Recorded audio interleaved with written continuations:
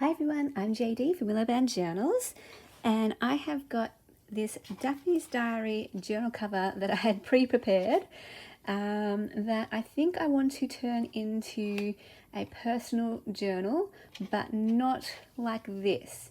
So I usually do make my Daphne's Diary journals just like that. I'll show you another one. This is one I made last year from start to finish on my Patreon for the month of January. So each month I do a different start to finish journal, and I made this one for me, and my intention is to fill this one up this year. So my idea is to always make myself at least one Daphne's Diary journal each year, and to fill up one Daphne's Diary journal each year. And this is the one I wanted to make for myself this year. But here's the thing. I love the cover. I love the blue. This blue is so pretty. I love the blue flowers. I love the script in the background. Not really loving the back necessarily. And definitely not liking the inside. So there's some options. I could have glued on another Daphne's Diary page over the top that I did like, which I've done in the past with a previous Daphne's Diary journal. Let me show you that one. So here we go. This is one where I didn't like the inside, so I used a Daphne's Diary page that I did like for the inside. And I even put a pocket at the back. This was my very first Daphne's Diary journal that I ever made. So I could do that, or I could just get any decorative paper, ledger paper, or anything that I like. I could cover that up. But I have this book here that I just picked up from the op shop. Every now and then I'll go to the op shop looking for book covers, and I just look for anything that looks sturdy enough and that has one of those spines where it can come away. So I just picked up this blue one and didn't really know what I was going to do with it. So had it lying around, and I thought I could actually glue this on the front and turn it into a Daphne's Diary book journal, which I've never done before. All my Daphne's Diary journals have been either like this, just using the front and back cover of the magazine, or I've used my paper bag method, or I've used the envelope journal method, but never a book cover method. So I thought this would be a fun little challenge, and that way I'm not fussed about that back cover, to be honest. So I don't need anything on the back. For my personal journals, I don't need anything on this back cover because it's going to get tatty anyway. It gets, bashed and crashed on. You're not going to look at it anyway. So for me, I don't mind. The front cover is all what it's about. So I thought I would attempt to strip this book and add the cover. The other thing is how I thought I would use it. So whenever I make myself a personal journal, I am trying to think about how will I actually use this? Will I use this? Because if I'm not going to use it, I don't want it taking up space on my shelf. So I had this idea. I was talking about this with my patrons. So I actually made a different junk journal, Daphne's Diary journal from start to finish for the month of February. And I was going to make this one at the same time, but I was saying how I didn't like this part either on the cover. I love everything else about the cover except that. And I just pulled this out, this stamp that I got from a gorgeous sort of like Happy Mail with Alexandra's Beyond Blue donation. She sent this for me, and I thought it actually looks quite good. I just was looking at something to cover that up. This is the perfect size, and I actually think that looks so good there. Something about the blue and the yellow. Shout out to Xenia for the Eagles. Eagles team colours are blue and yellow. And, the black cat represents Keanu, my black cat. And this is such a treasure piece to me. I love the size of this stamp. It's quite large. This is just like a very special piece to me. Like that someone would send it to me. And so these are the types of things that I would hoard and wait for the perfect page spread to use it in. But I thought if I put on the cover, that could mean to me that this journal would be for a treasure journal, for the treasure pieces like this. those pieces that I don't really know where they fit, I don't know what to put them on, but finally have a place to put them. So sometimes I get orders and they send little extras, or they, you know, or I literally just get the order. So I got this sticker from the Cottage Fairy, and I'm holding on to this because I'm like, I need to find the perfect page for it. I could put it in this journal, my treasure journal, little things like that. So that's my thoughts of how I would use the journal. And yeah, let's get started in trying to make this journal. It came a bit tattered and ripped already from the op shop. It did have a dust jacket, but I took that off, and sometimes if they're very old you can just literally rip it apart. So I'm just going to see if I can do that, because that's the easiest method.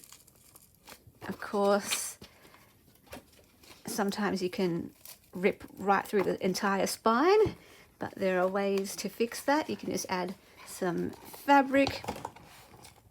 Okay, so that's not coming apart anymore. So that's when I will get things like my scissors, and I will sort of cut down. And I just want to cut down that gap there. See that gap? So I'm not cutting into the spine. I'm just cutting where that gap is. And I just pull it apart a bit more so I have more access, and keep going. Now some people use, you know, like a X-Acto knife, maybe a Stanley knife. I just use some really sharp scissors that are thin enough to get into that gap. Like that. So it'll be a bit tatty to start off with, but we'll fix that, don't worry. It all gets covered anyway. All right, that's got some heavy duty glue going on there.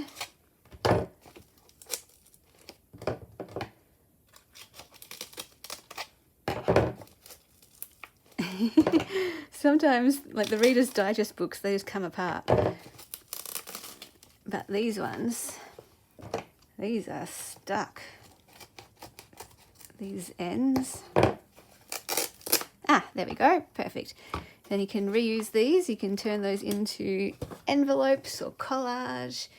So then I just want to get my longer scissors for the access to be able to reach. I'm just going to trim up these a little bit.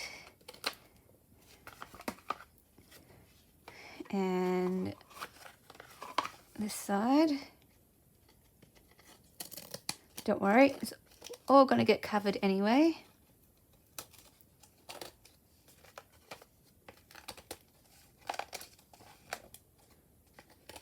But just trying to get rid of all those spiky bits.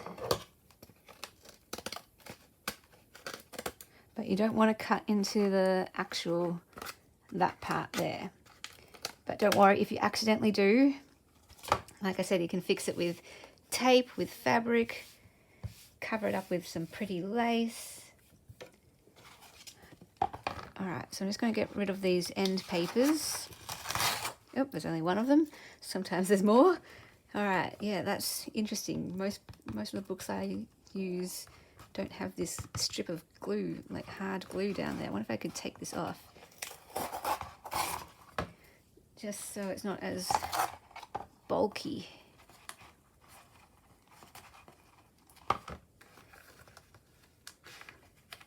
Oh well, it's not going to bother me too much. What I want to do now is use some washi tape down the spine. So I want to use washi tape to cover up, you know, the words anyway. And if it didn't have any words, I would leave this part. Like maybe I wouldn't need to cover that up. Or if it had a nice word, like if it said hope or something like that, I might keep it there. Just trying to think which tape I would like to use. Which tape would I... I'm just looking at all my spines on my shelf to see which one I've already used. I have a journal using this one that's already made up. I have a journal made with this one, I think I'm going to do this one. I think it just suits better the lighter colour of the words. I love that colour of the words.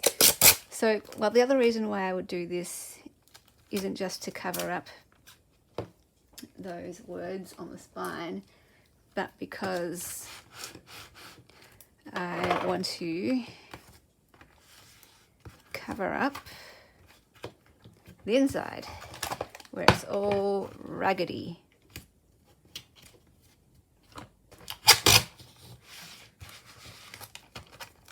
So I love wide washi tape. This William Morris washi tape is like an essential tool for my personal journal making. As soon as I run out, I have to get more, otherwise I can't make journals. I have used masking tape as well. I had a masking tape phase and I still love using masking tape. But so if I didn't have this, I would just use masking tape. But let's use something decorative while we have it. And I love that you can kind of just smush it down wherever there are creases.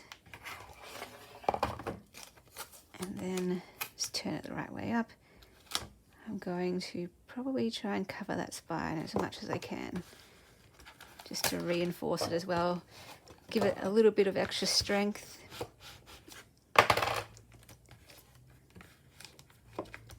With a double layer of tape. And then it just looks really pretty.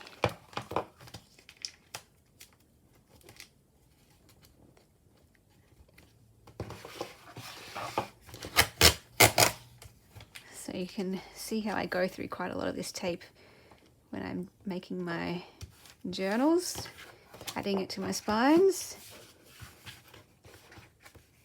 But yeah, that just covers up that mess inside of there. All right, because it's not really washi tape, it's more like what they call it, masking tape. So then I would find something decorative to put on these inner side covers, maybe Daphne's Diary pages. But yeah, and then this way you can actually use any side as the front. Now what I'm going to do is measure how large I want this cover. So I definitely want the words there. This is great because I don't actually want that there. So I can cut that off right here. Okay, I just want to line this up. And I didn't measure the height of this. That's just how it came out when I cut the cover originally. When I cut my cover, I was planning to use this as the actual cover, but it just so happened that it fit the book. So it's like perfect. I don't need to cut anything height-wise.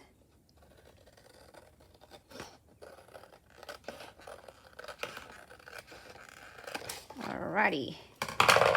Looking good. Okay, and then I just want to cut off that. So I'm going to flip it this way so it's easier. I'm not messing with that area there. Just going to come over here, line it up so there's a bit of a gap there. And then we're just going to rule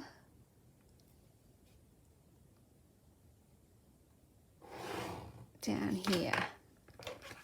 Perfect.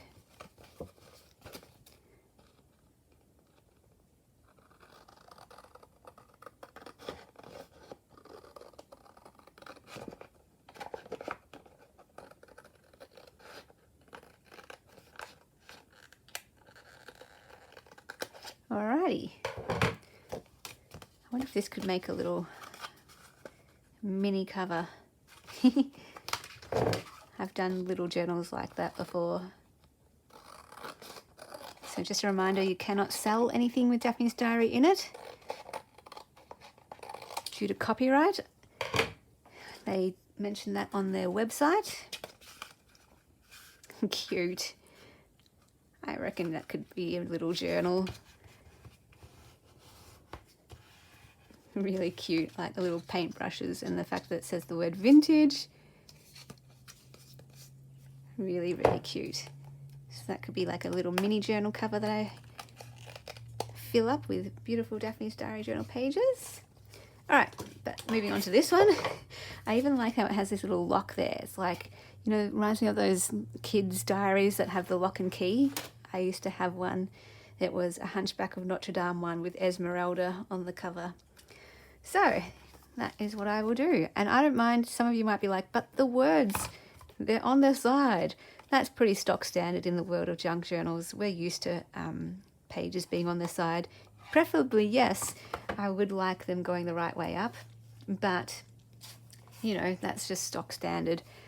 I don't mind, especially when it comes to this magazine. That's kind of, yeah, the way it goes. So I will just use this glue. It's clear craft glue that I just get from the local cheap shop, Prices Plus. Although they don't have it in it at the moment, so I really hope they get it. Otherwise I'll have to be ordering it online.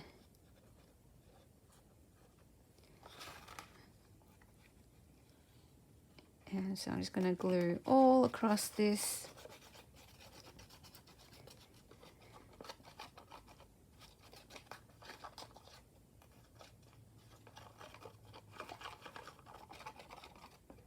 Alrighty. And we'll put that onto our front cover.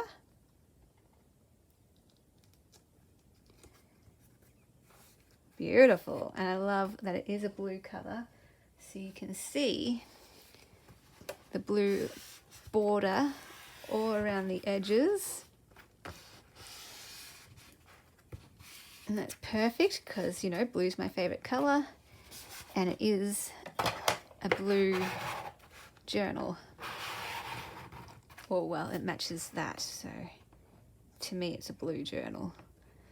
I always use the colors of the cover to tell me what colors will go inside it in terms of the pages. So I have no idea what types of pages I'll put in here. It will probably just all be, well, it will definitely all be blank pages. Maybe the occasional Daphne's Diary beautiful page. But yeah, I like to journal just with all pages large, the same size, blank. So then I can put whatever I want onto those pages.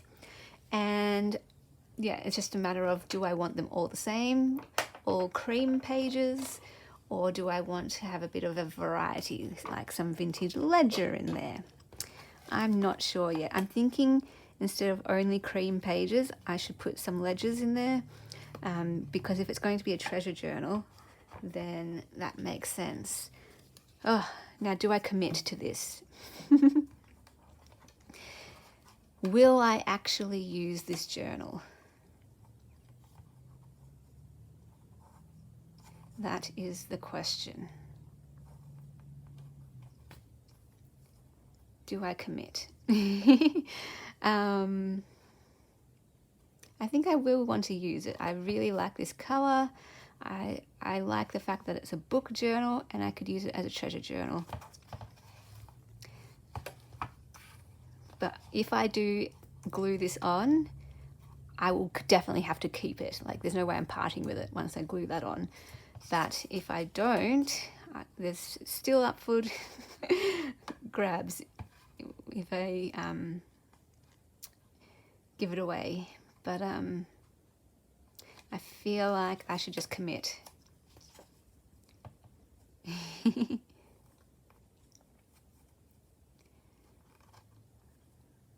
Okay, here's what's going through my head. I know that I could definitely use this as a treasure journal.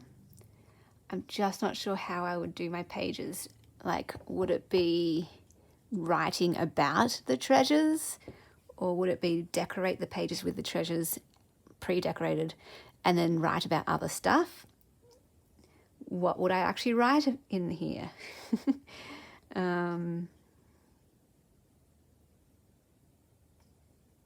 I don't know. I'm going to commit. I will commit. And then that will give me the challenge of figuring out how to actually use it. Like, I know I'm going to use it for the treasures, but for me, I don't want to just stick things in like a glue book. I've got other journals for that. I actually want to be able to write in it, document memories.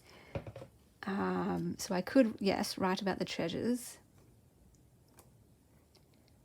but I feel like I want to write about other things too besides the treasures.